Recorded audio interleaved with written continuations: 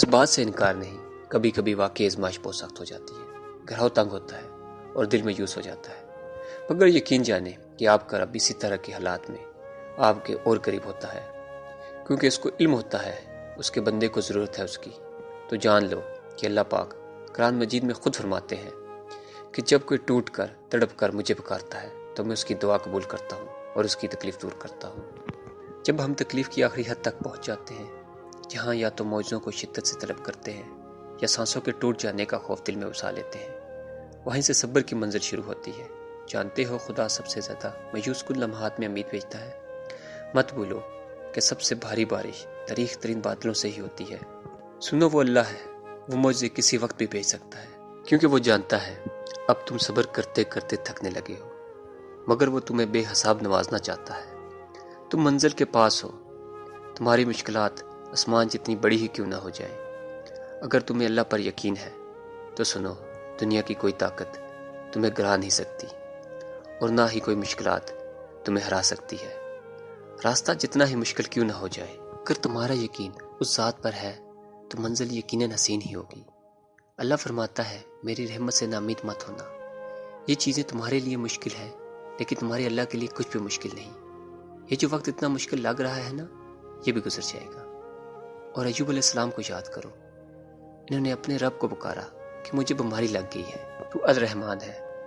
جس بھی مومن کو کوئی آزمائش پہنچے تو وہ ایوب علیہ السلام کی آزمائش کو یاد کر لے کہ کیسے آزمائش انہیں بھی پہنچی تھی جو مجھ سے بہتر تھے، جو انبیاء میں سے ایک نبی تھے۔ یقین جانو جب تم درد میں ہوتے ہو تو وہ جو 70 ماہوں سے زیادہ محبت کرتا ہے نا، اللہ واقف ہے تمہارے ہر چھوٹی سی چھوٹی، ہر بڑی سی بڑی پریشانی سے۔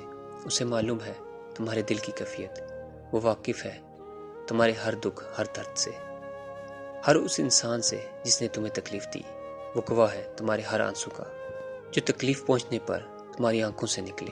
جن آنسوں کو تم بیکار سمجھتے ہو وہی اللہ کے نزدیک بہت قیمتی ہیں۔ وہ گواہ ہے تم پر آنے والی ہر اس آزمائش کا جو تمہیں اس کے قریب لے آئی ہے، ہر دکھ بھرے سجدے کا جو تم نے اس کے سامنے کیا ہے۔ اپنے اوپر آنے والی تکلیف کو تم بھول جاتے ہو لیکن وہ نہیں بھولتا۔ صبر کرنے سے صبر آ جانے تک کا سفر بہت تکلیف دہ ہوتا ہے، لیکن اس عرصے میں بندہ اپنے رب کی خاص نظر میں ہوتا ہے۔